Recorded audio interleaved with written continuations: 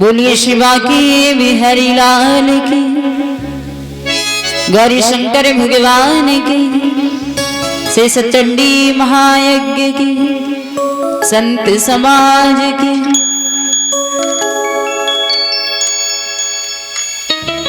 अखिल कोटि ब्रह्मांड नायक अकारण करुणा वर्णालय श्री सीताराम जी महाराज, श्री राधे कृष्ण भगवान, गौरी शंकर भगवान, आदिशक्ति मां जगदम्बा, यहाँ पे विराजमान समस्त देव शक्तियां, पधारी हुए समस्त विद्वजन संत महानुभाव, इस व्यासपीठ पर बैठे हमारे सहयोगी वृंद और इस धर्म पंडाल में बैठे हुए समस्त भक्तवृंदों का, और जहां तक भी बहुत श्री साउंड सर्विस के द्वारा आप सभी भक्तों का इस व्यासपीठ की ओर से हार्दिक वंदन नंदन है। और एक निवेदन है कि आप सभी अपने गृहकार से निवृत्त होकर पधारें, आई हुई विद्वानों के द्वारा भगवत में कथा श्रवण करें, अपने जीवन को मंगल में बनाए। बोलिए बाली कृष्ण भगवान की।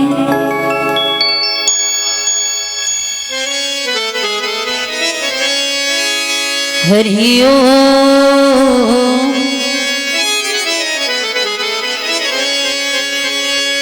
वर्णानां वृद्धसंहारां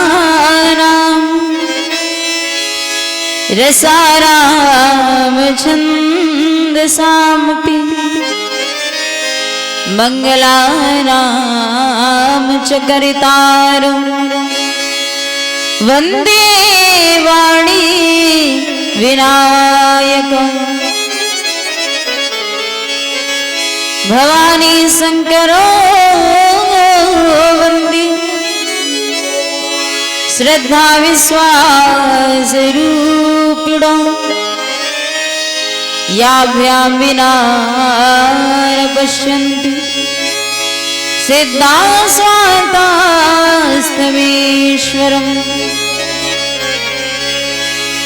वन्दे बोधमयम् नित्यं गुरुं शंकरीरूपिणं, यमाशितो हि वक्रोऽपि चन्द्रः सर्वत्र वन्दते। सीताराम गुणग्राम पुण्यारण्य विहारिणो, वन्दे विशुद्ध विज्ञानं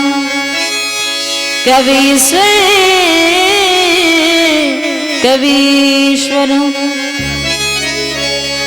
श्री गुरु चरण सरोज रज निज मन मुकुर सुधार, वरणो रघुवर विमल जस जो दायक फल चार। बुद्धिहीन तनु जानिके सुमिरो पवन कुमार, बल बुद्धि विद्या दीहु मोहि हरहु कलेश विकार। मैंने भी अब सौंप दी प्रभु तेरे हाथों में डोर, कि सुलझते हैं उलझते नहीं, या को रक्षक नंद किशोर। कि सुलझते हैं उलझते नहीं, या को रक्षक नंद किशोर। बोली बाकी बिहारी लाल की, राजा रामचंद्र भगवान की जय। मेरे मालिक तुमने सब कुछ दिया है, जो कुछ दिया है तेरा शुक्रिया है। मेरे मालिक तुमने सब कुछ दिया है, जो कुछ दिया है तेरा।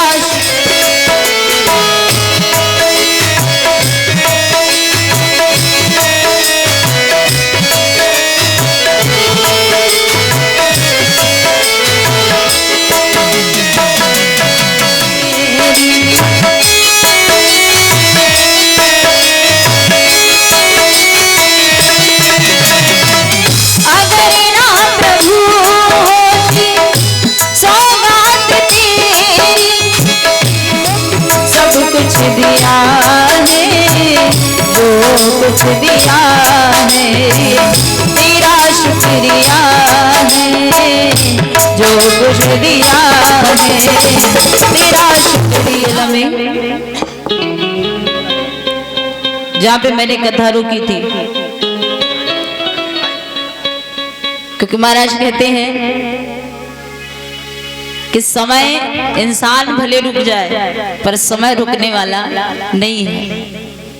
और कहा जाता है कि समय समय पर होत है और समय समय की बात, और किसी समय का दिन बड़ा तो किसी समय की। लेकिन हम क्या कहते हैं कि समय समय पर होत है, समय समय की बात, और राम जन्म का दिन बड़ा और कृष्ण जन्म की रात। तो इंसान महाराज भले रुक जाए पर समय नहीं रुकता, समय अपने अभाव से चलता रहता है। जहां पे मैंने समय पूर्ण होने से जहां पे कथा रुकी थी, वहीं से कि किस प्रकार से मन में उठ रहे संदेह को माता ने दूर किया। क्योंकि जब भगवान के प्रति इनको संशय महाराज हुआ, ये समझ नहीं पा रही थी कि जब भगवान शिव ने प्रणाम किया था प्रभु श्री राम को, तो माता ये समझ नहीं पा रही थी ये कौन है। अब माता ने सवाल किया, महादेव ने सच्चाई बता दी, और जब सच्चाई बता दी तब भी इन्होंने विश्वास नहीं किया। शंकर जी बहुत समझाए कि मान जाओ ये वही है, पर ये नहीं मानी। विनाश काले विपरीत बुद्धि। व्यक्ति का जब भैया विनाश आता है ना, कुछ बिगड़ना होता है, तो बुद्धि वश में नहीं रहती। बोले वो तो वही होएगा जो मन कहेगा।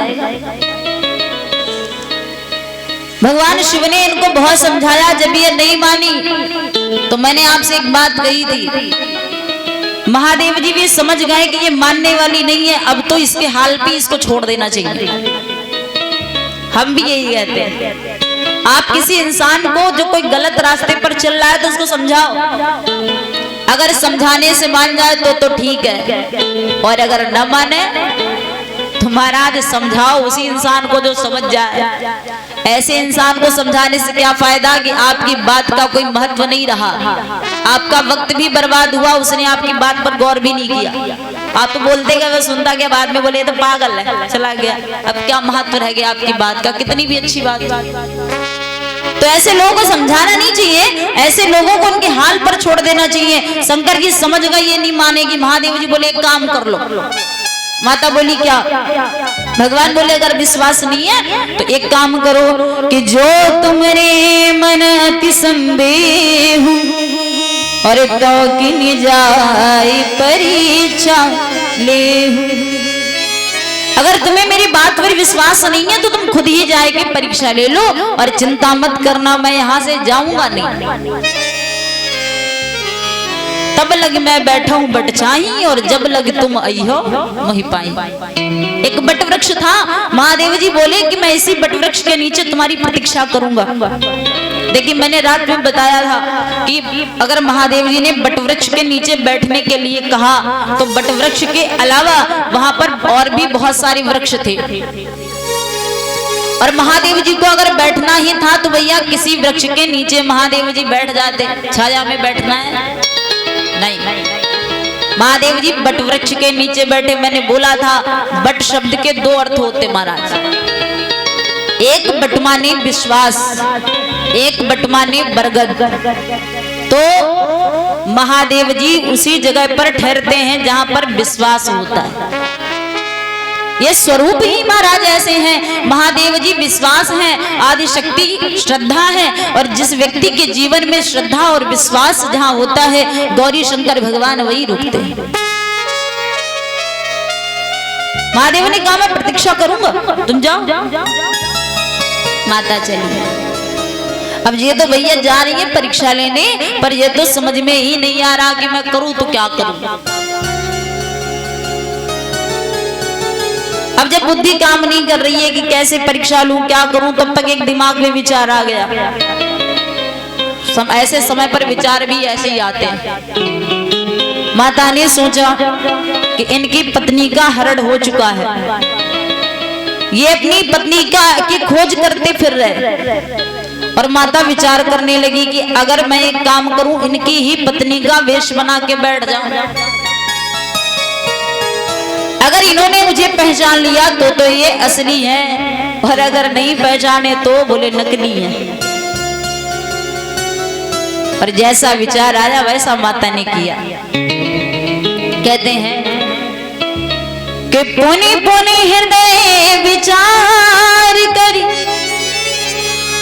और धरी सीता कर रूप, और आगे हुई सोचनी मिनी जही आवत नरभू। माता उसी मार्ग में जाके बैठ गई जिसमें भगवान आ रहे थे। दोनों भैया आ रहे, और जब दोनों भैया आ रहे थे जाए के महाराज पहुंचे जाकर, अब भगवान ने देखा। तुलसीदास जी ने माता आदिशक्ति से पूछा, माता आप परीक्षा तो लेने जा रही हैं, पर आप तो बहुत बड़ी गड़बड़ कर रही हैं। आप उनकी परीक्षा ले रही हैं, वो तो जान ही जाएंगे आप कौन है, लेकिन आप गड़बड़ ये कर रही हैं क्योंकि आप आगे बैठ रही हैं। तो माता बोली नहीं, मैं देख लूंगी। अब भगवान इनके समक्ष आए तो राम जी देखें लक्ष्मण जी को, लक्ष्मण देखें राम जी को। जान तो गए भगवान, पहले ही जान गए ये तो हमारी सीता है नहीं। और भैया कैसे जान गए? ऐसे जान गए क्योंकि सीता जी कभी राम जी के आगे चली नहीं थी, इसलिए जान गए। सीता जी हमेशा राम जी के पीछे चलती थी, और ये बैठी है आगे, तो भगवान तो जान गए तुम्हारी सीता है नहीं। अब लक्ष्मण जी भी चक्कर में पड़े। गोस्वामी जी कहते हैं कि लक्ष्मण देख माकृति वेशा, चकित भय ब्रह्म हृदय विशेषा।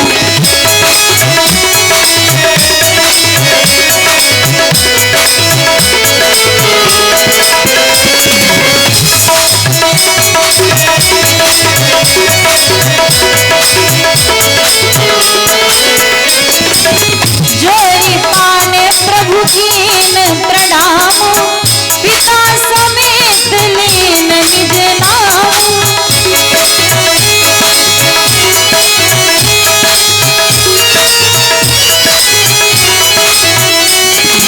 कहे बहोरी कहाँ ऋषिकेतु, विपिन अकेली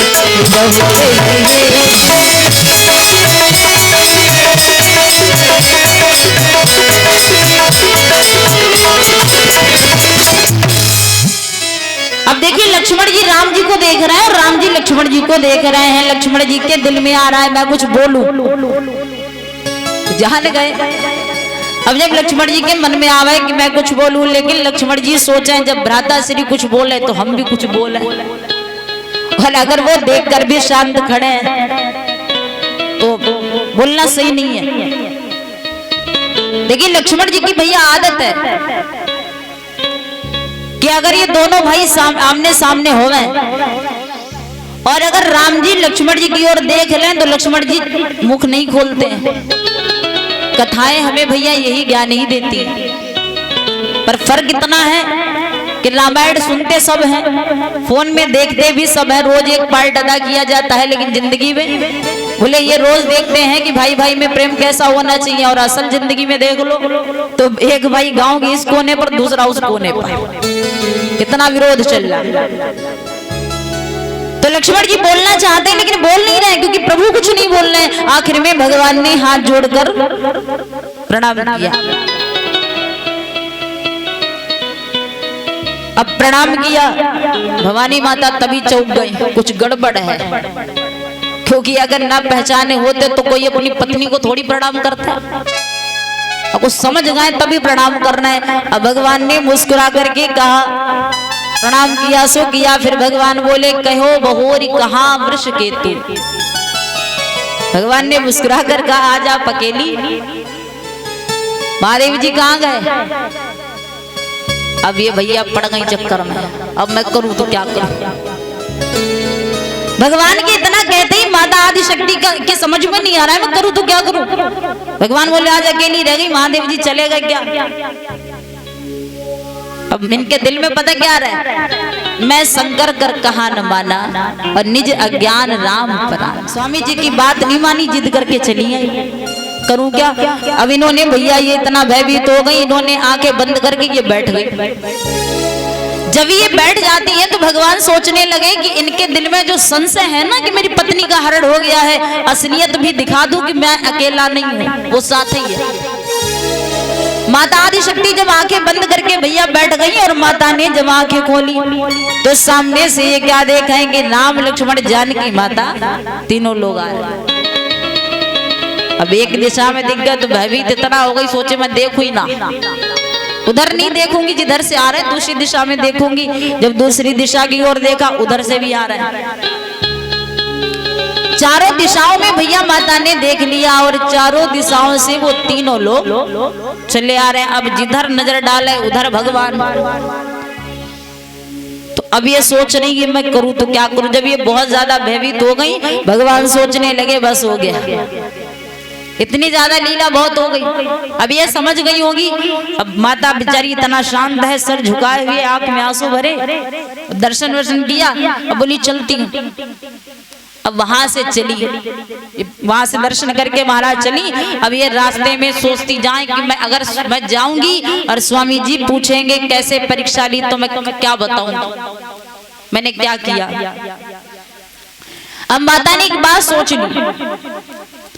माता ने विचार कर लिया कि जब मैं यहाँ से लौट कर जाऊंगी और स्वामी जी पूछेंगे कैसे परीक्षा ली तो मैं कह दूंगी मैंने कोई परीक्षा ली ना। देखो अगर साधारण औरतें झूठ बोलती हैं तो हमको समझ में आता है, लेकिन ये आदि शक्ति शुरुआत से झूठ बोल रही, सोचती जा रही बताऊंगी नहीं। जाएगी महादेव जी के पास पहुंची, जाए महेश जब महादेव जी के पास पहुंची जाकर के गई समीप महेश तब हंस पूछी कुशलात। महादेव जी ने देखा चेहरा, महादेव जी बोले सब कुशल है। तो माता बोली बिगड़ने को क्या था, सब कुशल ही है। भगवान हंसकर बोले आ गई, हो गई परीक्षा। तो जैसे क्या हो गई परीक्षा, शंकर जी बोले अच्छा हमको बताओ किस विधि से परीक्षा ली, क्या किया। गई समीप महेश तब हंस पूछी कुशलात और लीन परीक्षा कवन विधि। महादेव जी विधि पूछने लगे, किस विधि से परीक्षा ली, क्या किया।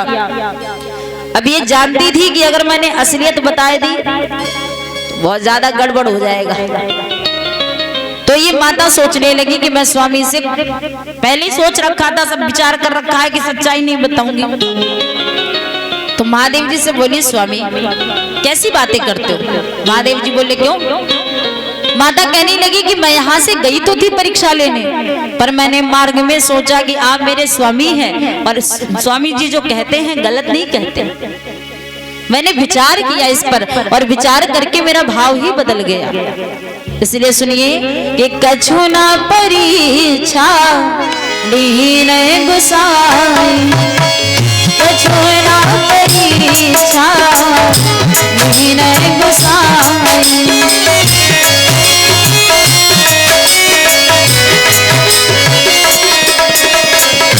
कछु ना परीक्षा लीन गुसाई, कछु ना परीक्षा लीन गुसाई।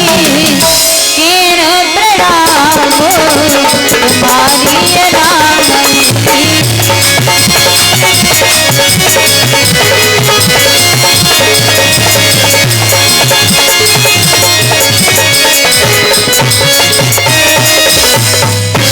कि कछु न परीक्षा लीन गुसाई और कीने प्रणाम तुम्हारी नाम। मैंने कोई परीक्षा वरीक्षा नहीं ली, मार्ग से विचार बदल गया। स्वामी गई, दर्शन किया, प्रणाम किया और दर्शन मिला करके आए गए। शंकर जी सोचने लगे जितनी सीधी बन रही है उतनी है नहीं। क्यों? जिसका पिता इतना चतुर है तो बेटी क्या कम चतुर होएगी? जितना साधारणतया ये बता रही है कि इन्होंने कुछ नहीं किया, तो अगर इन्होंने ये सब नहीं किया होता तो इतना विलंब नहीं होता।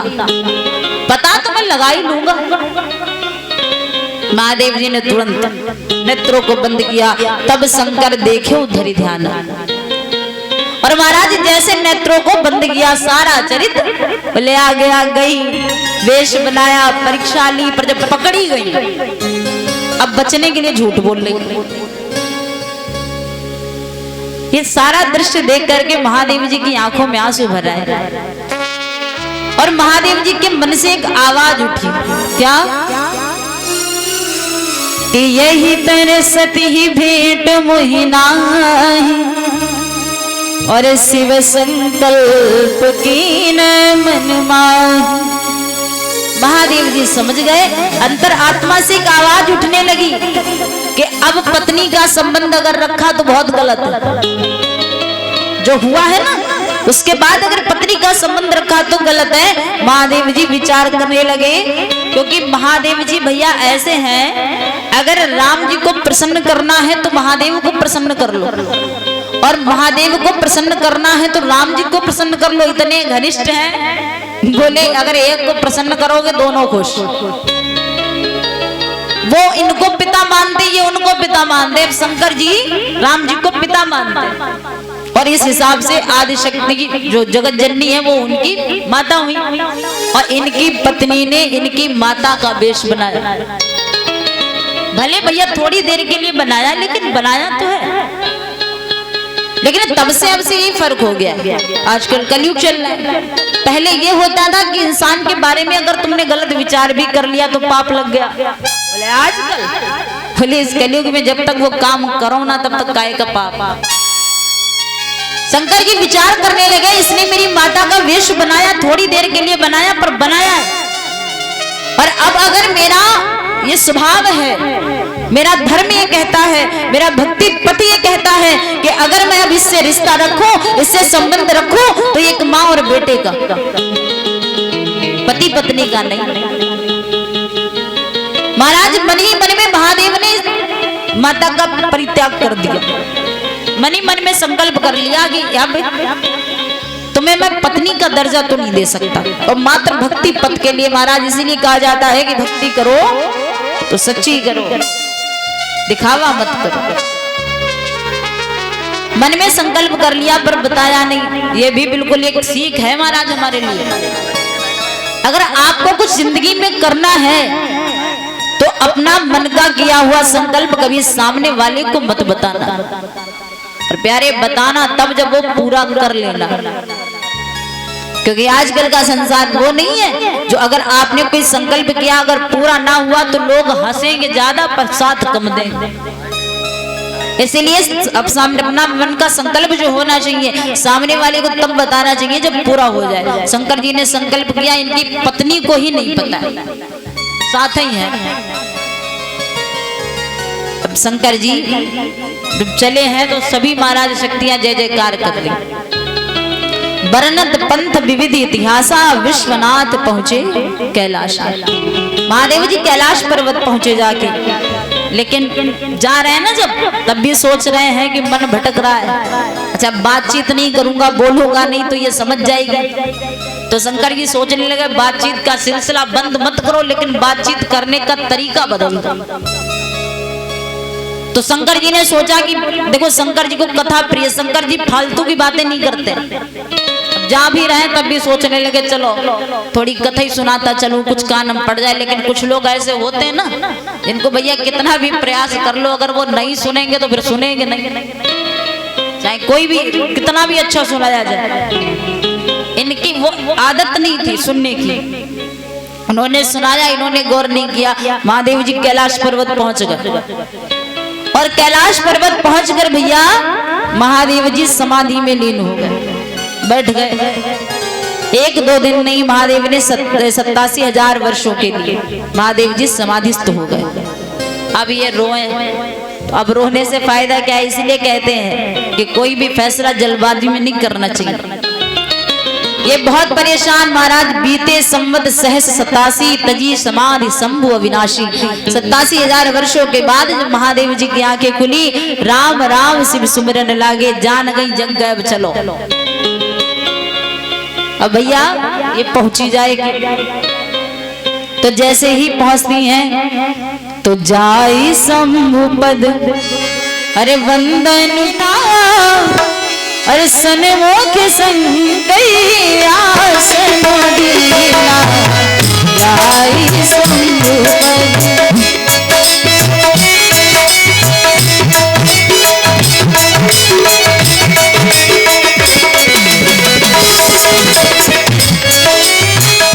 जाई शंभु पद वंदन कीना, सन्मुख संकई आसन दीना।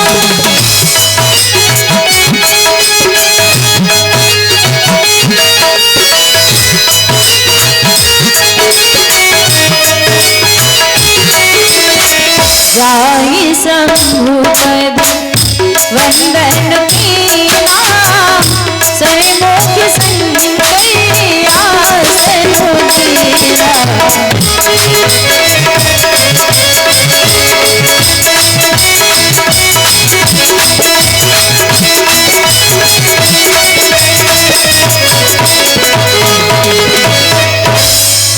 अब देखिए भैया, महादेव जी जब समाधि से जागे और राम राम स्मरण करने लगे, माता के कानों में आवाज गई और माता समझ गई कि जाग गए। तो सोचा जाग गए तो चलना चाहिए। अब गई, प्रणाम किया, बराबर में बैठने चली। महादेव जी ने सन्मुख सामने को बिठाया, बैठो। बैठ गई। तब का ही भैया समय, इनके पिता जो राजा दक्ष थे, दक्ष जी को सर्व प्रकार से योग्य समझ करके वो ब्रह्मा जी ने उन्हें प्रजापति नायक बनाया। जब वो बन गए प्रजापति, बड़ा पद मिला। और महाराज जब बड़ा पद मिला तो मैंने कहा था ना, जब पद मिलता है तो मद लग के आता है। और नहीं को वस जन्मा जगमाही, प्रभुता पाई जाहि मद नाही। ये महाराज ऐसे पद होते जिनको व्यक्ति लेकर के एकदम से अहंकार आ जाता है।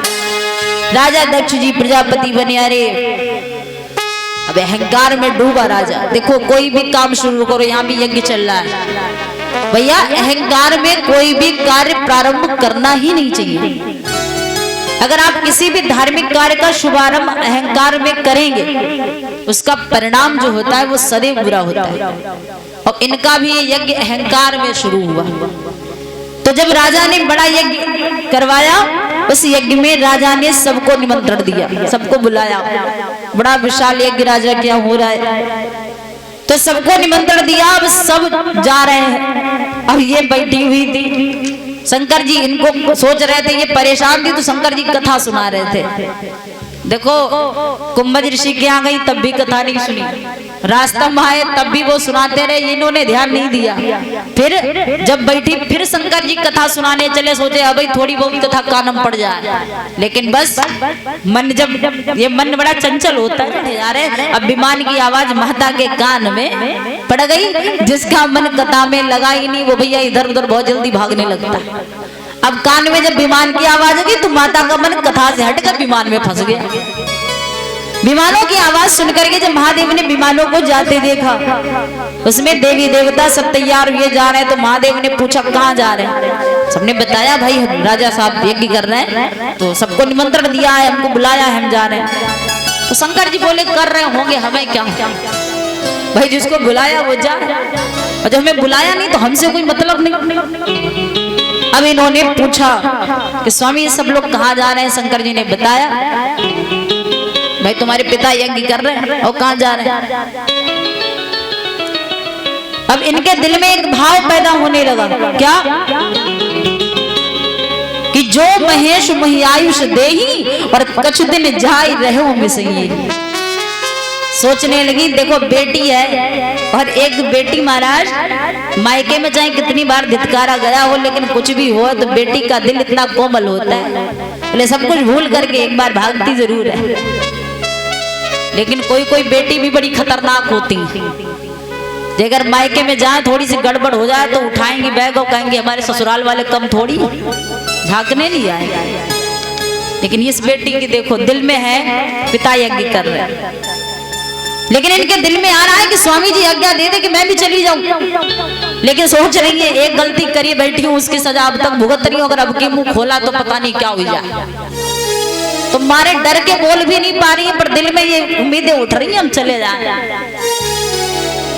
शंकर जी ने चेहरा देखा, महादेव सिंह समझ गए बिटिया है ना। अब पिता यज्ञ कर रहे, महादेव जी बोले क्या हुआ? बोली स्वामी पिताजी यज्ञ कर रहे, महादेव जी बुलाया नहीं है। तो महादेव जी बोले मैं बताता हूँ तुम्हारे पिता ने मुझे क्यों नहीं बुलाया। क्यों? महादेव जी बोले उसके दो कारण हैं। माता पूछती है कौन कौन से? तो महादेव जी बताते हैं कि पहला कारण, देखो भैया राजा दक्ष एक राजा था, धनवान राजा है, और उससे जो मिलने वाले थे वो सब उसी प्रकार के थे, उसी लेवल के थे। और महादेव जी सबको ही पता है महाराज वेशभूषा रहन सहन क्या है, उनको ये झूठे पद प्रतिष्ठा मान सम्मान की आवश्यकता नहीं है। महादेव जी कहते मैं जैसा हूं वैसा ठीक हूं, वो अपनी मस्ती में रहते हैं।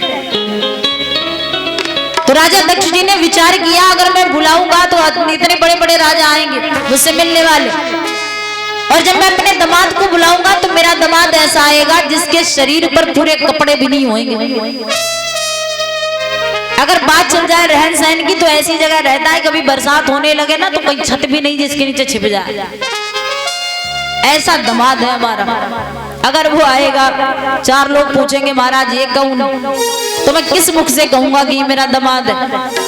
और अगर कह भी दिया ये मेरा दामाद है तो लोग ये कहेंगे महाराज और कोई वर नहीं मिला था, ऐसे के साथ बिटिया ब्याह दी, इतना परेशान थे। इसलिए राजा दक्ष ने अपना अपमान ना हो जाए महाराज नहीं बुलाया।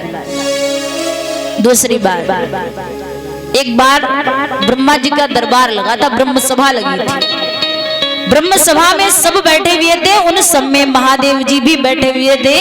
तो राजा दक्ष जी का आगमन हुआ, और जब ही कहते हैं दक्ष जी का आगमन हुआ तो दक्ष जी के आते ही सब खड़े हो गए, सबने दक्ष जी का सम्मान किया। अब जब सब खड़े हो गए तो महादेव जी सोचे कि जो खड़े हैं सो खड़े रहे, हम काहे को खड़े होए। महादेव जी सोच रहे हैं कि आप राजा हैं, अपने लिए हैं, हमसे क्या मतलब, हमको कोई लेना देना नहीं है। शंकर जी बैठे रहे। अभी यहाँ पे कोई अतिथि आ जाए, सब खड़े हो जाए, एक शख्स बैठा रहे तो लोग खड़े वाले को कम बैठे वाले को ज्यादा देखते हैं। अब सब शंकर जी का चेहरा देख रहे हैं कि सब खड़े होगा, ये काय को ना खड़े हुए। राजा दक्ष को भैया बहुत बुरा लगा। दक्ष जी सोचने लगे इतना घोर अपमान, कोई बात नहीं, मेरे साथ जो हुआ सो हुआ, मेरा अपमान इतनों में हुआ है कोई छिप जाएगा।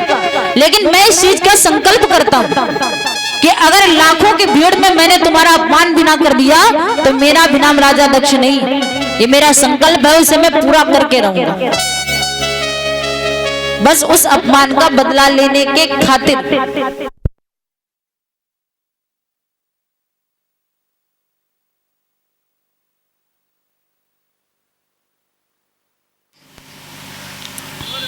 तो महाराज इन्होंने सोच लिया कि मैं इस अपमान का बदला लेकर रहूंगा। बस इसी कारण की वजह से राजा दक्ष ने अपने यज्ञ में सबको निमंत्रण दिया, मात्र दिक महादेव को छोड़ दिया। महादेव ने माता आदिशक्ति से कहा कि बस उसी अपमान का बदला तुम्हारे पिता मुझसे ले रहे हैं, इसलिए मुझे नहीं बुलाया। शंकर जी ने इतना बता दिया, लेकिन माता का दिल बोले नहीं मान रहा है भैया, ये जहां भी गई वहां जिद करके गई। अब इन्होंने फिर कहा कि पिता भवन सब परम, और जो प्रभु आयुष हो, और तो मैं जाऊं कृपायतन सादर देखन सो। ये कहने लगी स्वामी जी कोई बात नहीं। शंकर जी बोले मतलब बुलाया नहीं है तब भी तैयार हो। अब एक बेटी को सबर भैया कैसे होता है जब महादेव जी बोले बुलाया नहीं, तो माता बोली कहने लगी हो सकता है ज्यादा भीड़ में भूल गए हो। देखो सबर, देखो ज्यादा भीड़ में भूल गए हो। शंकर जी बोले अकेले तुम्ही को भूल गए, बाकी सब याद रहे। शंकर जी बोले न्योता दिया है? माता बोली न्योता तो गैरों को दिया जाता है, अपने बिना बुलाए जाते हैं, तब भी सबर। शंकर जी ने कहा चलो हम तो गैर ठहरे थे, तुम तो किसी सगी बेटी थी, एक बार कह रहे थे बेटे चली आना। माता बोली हो सकता है याद न रहा हो। शंकर जी बोले देवी मैं तुम्हें मना नहीं करता क्योंकि वो तुम्हारे पिता हैं, लेकिन एक बात याद रखो। क्या? महादेव जी कहते हैं कि तदपि विरोध माने जहाँ को, तदपि विरोध माने जहाँ को,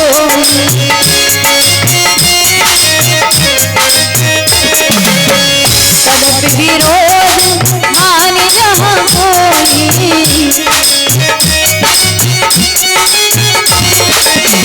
कहाँ गए कल्याणी होई।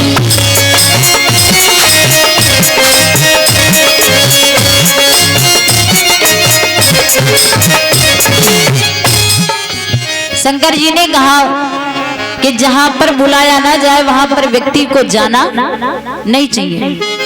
सही बात है, लेकिन ना भैया कुछ लोग कुछ ज्यादा ढंग से समझ जाते हैं, कह दो अगर बुलाया ना जाए तो नहीं जाना चाहिए, लेकिन हर जगह थोड़ी ना ऐसी बताई गई है। हमने आजकल देखा है, पहले दादा क्या होता था, कथा भागवत होती थी लोग सुनकर जाते थे। आजकल जब कथा भागवत होती है तो लोगों को दल बंटवाने न्योता दो कि हमारे कथा हो रही है सुनने आना, तब लोग जाते। देखो अगर रिश्तेदारी में ना बुलाया जाए ना तो बिल्कुल मत जाना, लेकिन कथा भागवत ऐसी स्थान है जहां से कोई भगा भी दे फिर भी जाना, हर जगह नहीं। लेकिन हाँ अगर आपके रिश्तेदारी में आपको नहीं बुलाया जा रहा है तो बिल्कुल मत जाओ। शंकर जी ने कहा बुलाया नहीं गया, और जहाँ पर बिना बुलाई जगह पर जाने से बड़ा अपमान होता है। तो देवी माना वो तुम्हारे पिता हैं, सबको बुलाया तुम्हें नहीं बुलाया, लेकिन माता बोली कोई बात नहीं स्वामी याद नहीं रहा होगा। शंकर जी बोले कहने लगे सोच लो। माता बोली मैंने सोच लिया, आप मुझे जाने की अनुमति दे दो। शंकर जी को ये बात भैया बता दी कि अगर ये इस बार गई तो लौट कर नहीं आएगी। महादेव जी की आंखों में आंसू भर आए। तो हरि इच्छा भावी बलवाना और हृदय विचारद शंभु सुजाना। महादेव जी समझ गए कि अगर ये जिद कर रही हैं तो कुछ ना कुछ बिगड़ने वाला फिर से है। शंकर जी बोले देवी सोच लो। माता कहने लगी कि कोई बात नहीं स्वामी आप परेशान मत हो, मैं जाऊंगी सबसे मिल लूंगी, काफी समय से नहीं मिलूंगी और चली आऊंगी। महादेव जी भैया मजबूर हो गए। महादेव जी ने दो गुरों को बुलाया और बुलाए करके माता की रक्षा की जिम्मेदारी उनको दे दी कि मैं चाहता नहीं ये जाए, लेकिन ये जिद कर रही है। और जिद है क्योंकि ये जहां भी जाती हैं वहां जिद करके जाती है। राम जी की परीक्षा लेने गई तब भी शंकर जी ने बहुत रोका पर ये नहीं मानी, और आज जब ये पिता की यज्ञ में जा रही हैं तब भी जिद करके जा रही हैं, हट करके जा रही हैं।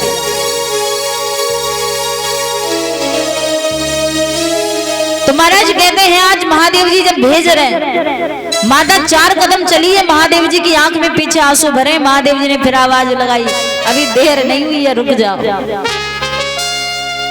लेकिन माता नहीं मानी। अगर महाराज मान जाती तो जो हुआ वो शायद कभी नहीं होता। महादेव से अनुमति लेकर के माता जाए के पहुंची। कहाँ? अपने पिता के घर। गोस्वामी जी कहते हैं कि पिता भवन जब गई भवानी, पिता भवन जब गई भवानी, पिता भवन जब गई भवानी, पिता भवन जब गई भवानी, कच्छ त्रास बाहुन संवारी।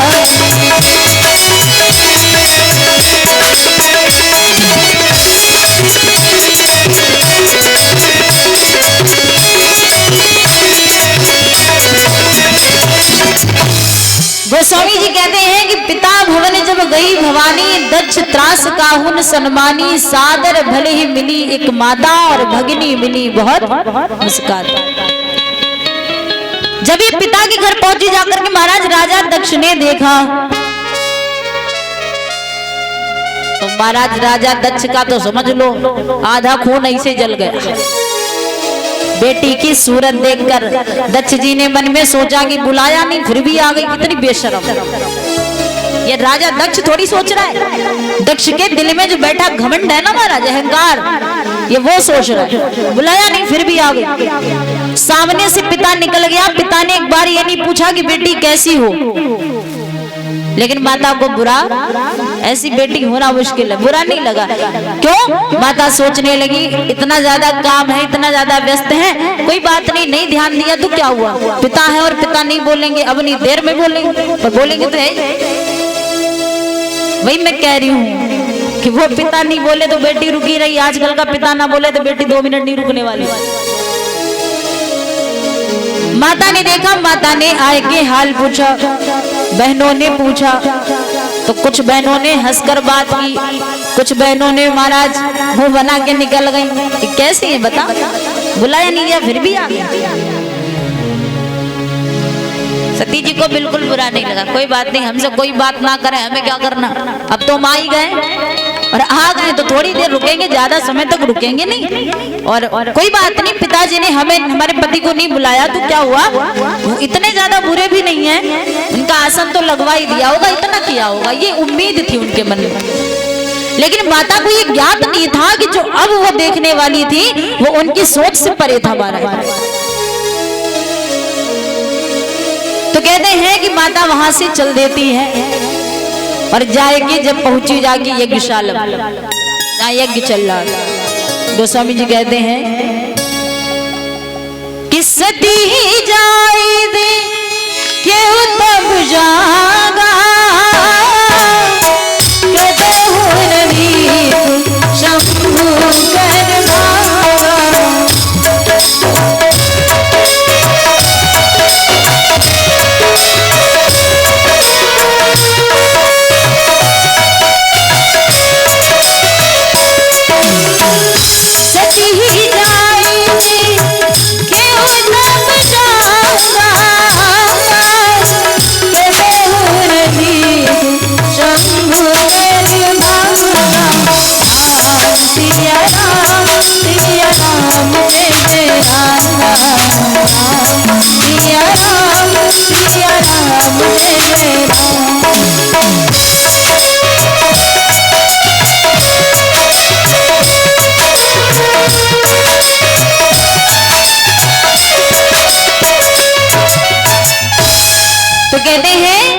सती जाई देखो तब जागा और कदहु न दीख शंभु कर भागा। माता ने जाकर के जब महाराज यज्ञशाला में जाके देखा तो माता देखती हैं चारों तरफ बढ़िया उच्च आसन लगे हैं, सब बैठे हुए हैं, अच्छा खासा यज्ञ चल रहा है। माता देखती है कि महादेव जी को बुलाया नहीं गया था, तो भैया वो तो बुलाया नहीं गया था, लेकिन महादेव जी का आसन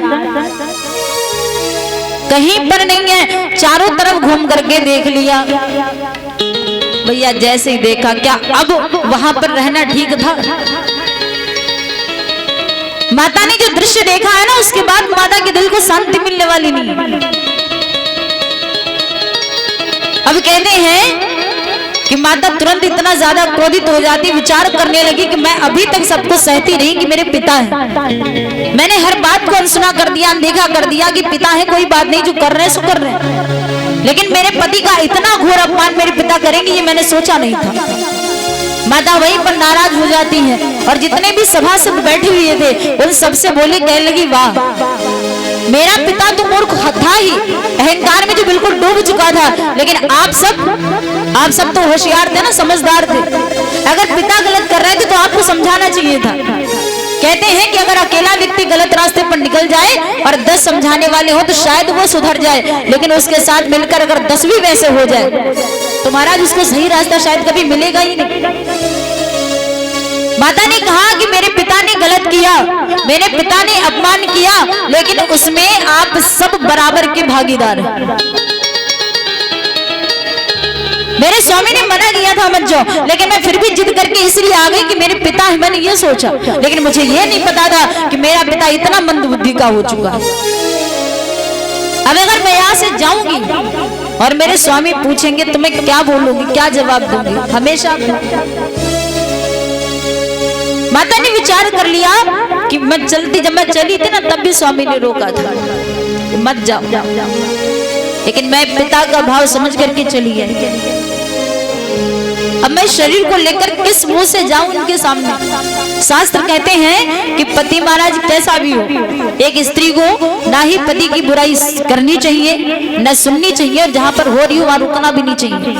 और जो स्त्री ऐसा करती है वो सदैव नरक में जाती है। आदिशक्ति विचार करने लगी, सोच लिया कि मैं इस शरीर को ही नहीं रखूंगी, लेकिन उसके पहले मैं इस बात की सौगंध खाती हूँ कि इस यज्ञ का सर्वनाश ना करके मैं गई तो मेरा भी नाम सती नहीं। अब जब इस प्रकार से बोलने लगी तो राजा दक्ष बोले, कहने लगे सुन, मैंने तुझे बुलाया नहीं है, एक तो तू अपनी मर्जी से आई है, और मेरा अच्छा खासा जो कार्य चल रहा है वो चलने दे, उसमें बाधा मत डाल। माता बोली, कहने लगी अब ये कार्य पूरा हो जाए। अरे तुम्हें होश भी है पिताजी, तुमने किसका अपमान किया है? तुमने सिर्फ उनकी वेशभूषा देखी, लेकिन तुमने ये नहीं सोचा वो तीनों लोगों के स्वामी थे। और जिस यज्ञ में, जिस जगह पर महादेव का अपमान हो जाए, वो कार्य चाहे कितना भी अच्छा हो, पूर्णतः नहीं हो सकता। आपने तीनों लोगों के स्वामी का अपमान किया, पर सिर्फ अपने अहंकार में आकर। माता ने कह दिया कि मैं अपने शरीर का ही परित्याग कर दूंगी। तजिहो तुरंत देहि तहि हेतु उर्धरि चंद्र मौल वृष के, सोच लिया। और इतना कहकर के माता ने अपने नेत्रों को बंद किया। गोस्वामी जी कहते हैं कि अस कही जोग अग्नि तनु जारा, अस कही जोग अग्नि तनु जारा,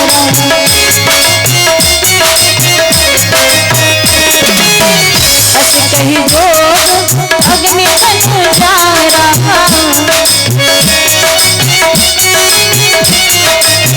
भयो सकल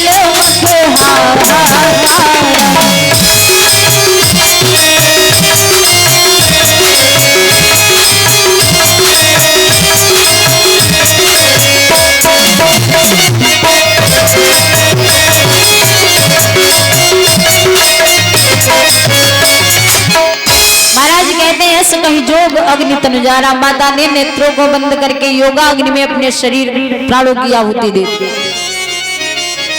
बोली आदिशक्ति दुर्गे ही मैया की, सच्चे दरबार की। और महाराज जैसे ही अपने शरीर की आहुति दे दी, शरीर को भस्म कर दिया। अब इस बात की सूचना महाराज पहुंची जाके महादेव को। एकदम अंदर से आवाज आई कि रोका था मत जाओ। महादेव ने भेजा महाराज वीरभद्र को, और वीरभद्र ने आए करके बोले 5 मिनट नहीं लगे, 5 मिनट में उस यज्ञ का पता ही नहीं चला कि यहाँ पे यज्ञ हो रहा है कि क्या हो रहा है। ऐसा महाराज इस यज्ञ का विध्वंसन हुआ है जिसके बारे में कहा नहीं जा सकता। अब महादेव जी स्वतः आए, और जब महादेव जी महाराज स्वयं आते हैं, महादेव जी ने देखा राजा दक्ष दिख गए। महादेव जी को इतना क्रोध आया, महादेव जी विचार करने लगे कि सारे फसाद की जड़ यही है, इसकी वजह ही से ही सब कुछ हुआ। महादेव ने तुरंत महाराज लिया त्रिशूल, और त्रिशूल के द्वारा राजा दक्ष का सर अलग कर दिया। बोली गौरी शंकर भगवान की। तो अब राजा का धड़ अलग है और सर अलग पड़ा हुआ। जो वैदिक ब्राह्मण महाराज यज्ञ कर, इसलिए महादेव जी को कहा जाता है कि भोले भाले ये सीधे के लिए बहुत सीधे हैं, पर अगर एक बार क्रोध बढ़ जाए तो महाराज शांत कराने वाला कोई नहीं है। अब उसी समय कहते हैं कि सब वैदिक ब्राह्मण जो यज्ञ करने आए थे, वो वैदिक ब्राह्मण महादेव जी का जब कुछ क्रोध शांत हुआ तो बोले, कहने के भगवान आपको पता है कि कोई भी यज्ञ अगर प्रारंभ हो जाए तो उसकी पूर्णाहुति होना जरूरी होता है, और इस यज्ञ की भी पूर्णाहुति होना जरूरी है। लेकिन जब हमारे यज्ञ का यजमान ही नहीं रहा तो अब ये पूर्णाहुति करेगा कौन? तो प्रभु कृपा करो। निवेदन किया तो जैसे कहा निवेदन करने लगे महाराज, अब ये बिल्कुल भोले बन गए। अभी तक भाले थे पर अब बन गए भोले। सबका निवेदन सुनकर महाराज कहते हैं बकरी का सर लाया गया, राजा के धड़ में जोड़ दिया गया। तो जैसे धड़ में जोड़ा गया राजा दक्ष हर हर महादेव कह करके उठे। लेकिन महाराज बात वही है, अब सुधर गए हैं। जब असली सूरत खो दी बोले अब सुधरे। अहंकारियों का परिणाम भी होता है। अच्छे से वो पूर्णाहुति करी गई। सभी ने मिलकर के महादेव जी की बड़ी सुंदर स्तुति गाई। राजा दक्ष भी गा रहे हैं, लेकिन जैसी शकल है वैसी आवाज निकल रही। बकरे की शकल है, बकरे वाली आवाज निकल रही। आज भी हमारे भक्त महादेव जी को प्रसन्न करने के लिए जब पूजा करते हैं ना तो बम बम बम नारा लगाते हैं। महादेव जी को अपने ससुर जी की याद आ जाती, महादेव जी खुश हो जाते हैं। तो महाराज कैसे दो शब्दों में सभी बोले, फिर आप जिनका मन से दर्शन करने हमारे आदरणीय सम्माननीय महाराज जी के द्वारा भगवत कथा श्रवण करें। बोलिए सच्चे दरबार की। तो भाव के साथ बोले कि शिव भोले भंडारी हो, शिव भोले भंडारी शरण हम आए तिहारी। शिव भोले भंडारी शरण हम आए तिहारी।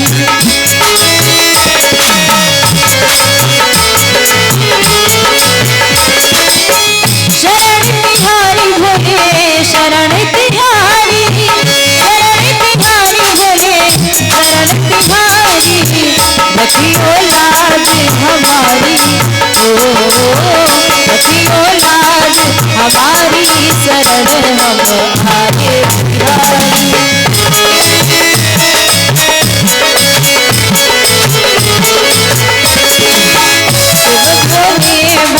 भंडारी शरण हम आए तिहारी। शिव भोले भंडारी शरण हम आए तिहारी। शिव भोले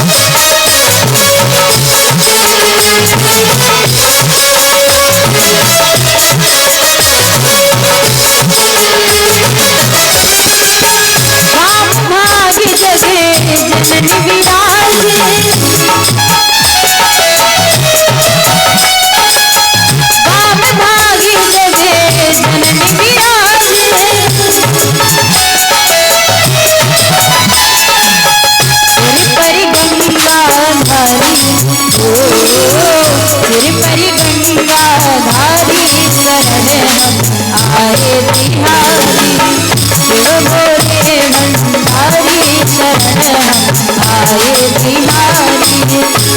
भोले भंडारी शरण हम आए तिहारी। शिव भोले भंडारी शरण हम आए तिहारी। शिव भोले भंडारी शरण